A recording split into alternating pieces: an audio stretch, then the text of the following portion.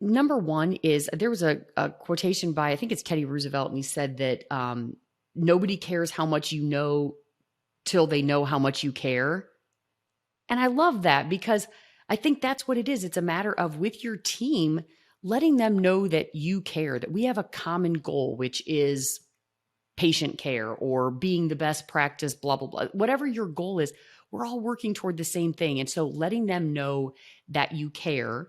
I think also it's listening to understand. So making sure that when you're listening, you want to make sure you understand what the issue is.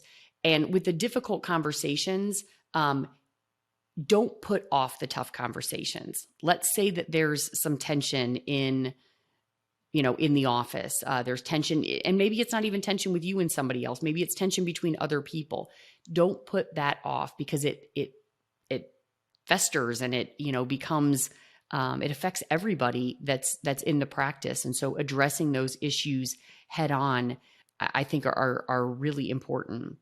And one of the things that I do is I seek to learn from other people. Like, who else is doing this really well? Who is there another practice that that's just killing it when it comes to morale and unity, and learn from them. What are they doing? How are they doing it so well? That's how I learn all of my stuff, is asking other people what's working for you.